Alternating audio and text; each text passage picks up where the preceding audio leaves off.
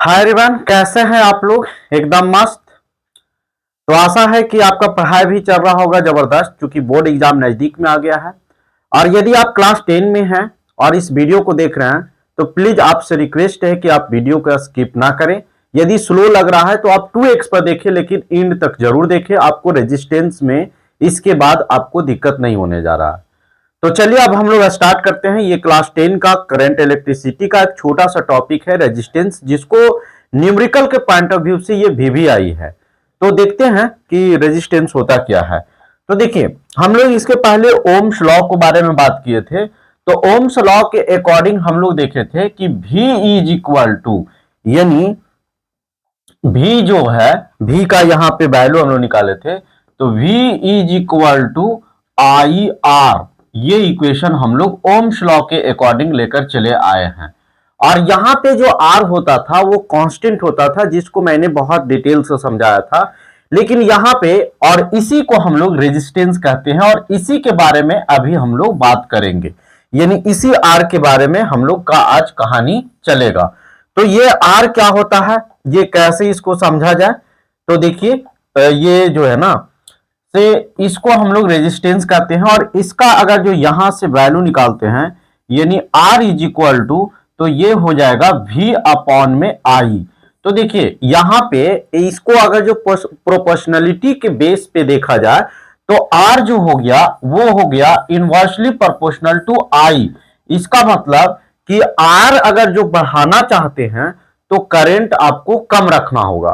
तो अब हम लोग किसी भी जो है ऑप्टिका, ये इंस्ट्रूमेंट में जो अप्लायंसेज होता है, तो उसमें हम लोग करंट देते हैं। और करंट का कहीं रिसोर्स होता है, चाहे डीसी से चाहे एसी से। तो जितना हम लोग करंट उसको देना चाहते हैं वायर के थ्रू, तो हम लोग चाहते हैं कि उतना ही करंट उस अप्लायंसेस के पास पहुंच जाए। लेकिन इसको हम लोग देखने से, इस इक्वेशन से पता चल रहा है कि ये जो है ना, आर जो है ना, करंट को अपोज करता है। यानी अगर जो मान ली कि करंट बहुत ज्यादा चाहिए तो रेजिस्टेंस को कम रखना होगा। अच्छा, अब दिमाग में आता है तो रेजिस्टेंस, ये करंट कैसे, आप सारा बात बोल दिए, तो ये मुझे समझ में नहीं आया। तो मैं बच्चों आपको एकदम सिंपल लैंग्वेज में समझाता हूं कि आर जो है वो किसी भी कंडक्टर का, मटेरियल का प्रॉपर्टीज होता है जो कि करंट को अपोज करता है। यानी करंट जो है, जितना आर ज्यादा रहेगा उतना करंट कम उससे पास करेगा, स्लो पास करेगा। यानी आपको सिंपल लैंग्वेज में यदि बात को समझना है तो आप इस बात को ऐसे समझिए कि आर जो है वो किसी भी कंडक्टर का, किसी भी मटेरियल का जो कंडक्टर है उसका वो प्रॉपर्टीज होता है जो कि करंट को अपोज करता है। और आज उसी करंट को, ये उसी रेजिस्टेंस को लेकर हम लोग बात करेंगे। तो आशा है कि आप बात समझ में आ गया होगा कि रेजिस्टेंस क्या है। रेजिस्टेंस सुनने से ही ऐसा लगता है कि अवरोध करने वाला। तो ये किसको अवरोध करेगा, तो करंट को। तो कैसे कि अगर जो इसको बढ़ा रहे हैं तो ये नीचे, आप इक्वेशंस के अकॉर्डिंग भी इस चीज को देख सकते हैं। तो ये बात आपको समझ में आ गया होगा। अब इसके बारे में कुछ फैक्ट है जिसको हम लोग जानते हैं कि ये क्या होता है। तो देखिए, मैंने अभी आपको समझाया कि the property of a conductor, property of a conductor due to which oppose of flow of current through is called resistance. यानी रेजिस्टेंस किसको कहते हैं कि ये कंडक्टर का प्रॉपर्टीज होता है जो कि करंट को अपोज करता है। अच्छा, दूसरा जो बात है वो ये है कि the resistance of a conductor depends length, thickness, nature of material, temperature of conductor. यानी जो रेजिस्टेंस है वो इन बातों पर डिपेंड करता है। कौन कौन बात, तो लेंथ पर, थिकनेस पे, नेचर ऑफ मटेरियल, यानी आप मतलब किस तरह का मटेरियल रखें, जैसे कॉपर हो गया, सिल्वर हो गया, आयरन हो गया।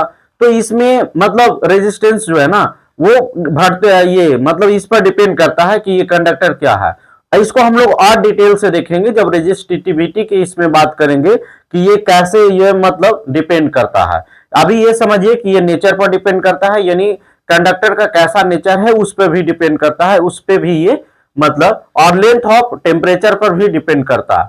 रेजिस्टेंस का ऐसा यूनिट जो होता है वो ओम होता है, जिसको हम लोग ऐसे ओमेगा से रिप्रेजेंट करते हैं। इसको हम लोग पढ़ते हैं ओमेगा।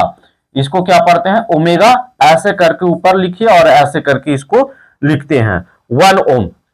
अब देखिए, अब जैसे कहने का मतलब कि R इज इक्वल टू हम लोग लिखे कि V अपॉन में I होता है, तो अगर जो हम लोग रेजिस्टेंस को 1 ओम ले लेते हैं और इसको 1 वोल्ट कहते हैं और इसको 1 एम्पियर कहते हैं, तो उस समय रेजिस्टेंस को मतलब 1 ओम को कैसे डिफाइन किया जाए, तो वो यहाँ पे क्वेश्चन में पूछता है। तो देखिए 1 ohm is the resistance of a conductor that when potential difference of 1 volt applied its a current of 1 ampere flow through it, यानी जब 1 वोल्ट हो और उसमें 1 एम्पियर करंट फ्लो कर रहा हो किसी भी कंडक्टर में, तब हम लोग कहेंगे कि ये 1 ओम है। यानी 1 ओम को आप ऐसे डिफाइन कर सकते हैं कि 1 ओम रेजिस्टेंस कब कहेंगे, जब उसमें 1 वोल्ट हो और 1 करंट हो। तो आशा है कि ये बात समझ में आ गया होगा। अब हम लोग नेक्स्ट बात समझते हैं कि factor affecting the resistance of conductor.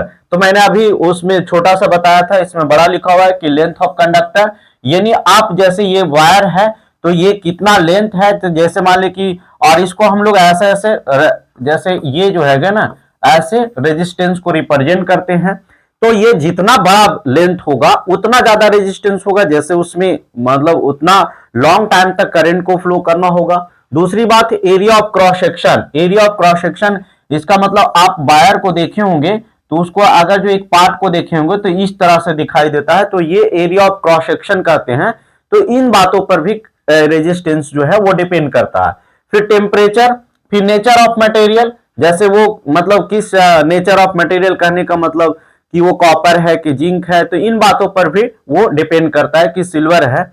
अच्छा, जो लास्ट है वो टेम्परेचर ऑफ कंडक्टर, यानी टेम्परेचर पर भी जो है रेजिस्टेंस वो डिपेंड करता है। फिर हम लोग आगे यदि बात समझे तो ये यहाँ पे सेवा समाप्त हो गया। और आशा है कि आपको रेजिस्टेंस के बारे में अगर जो कहीं आए तो इतना बात आपको याद रखना होगा, और V इज इक्वल टू यानी R is equal to V upon I, इसी से करंट को आप मतलब रेजिस्टेंस को फाइंड आउट कर सकते हैं। तो आशा है कि आपको ये बात बहुत अच्छा से समझ में आया। अगर जो वीडियो को अच्छा लगा यानी आप इससे कुछ भी समझ पाए तो चैनल को लाइक कीजिए, सब्सक्राइब कीजिए और दोस्तों के बीच में शेयर जरूर कीजिए, ताकि आपके शेयर से मुझे कोऑपरेट हो जाएगा और मैं इस चैनल पे बहुत अच्छा करने का कोशिश कर रहा हूं और करूंगा, ये फिक्स्ड है। तो ये चीज आपको रेजिस्टेंस जो है वो कंप्लीट हुआ। अब हम लोग रेजिस्टिविटी के नेक्स्ट लेक्चर में बात करेंगे। Thank you.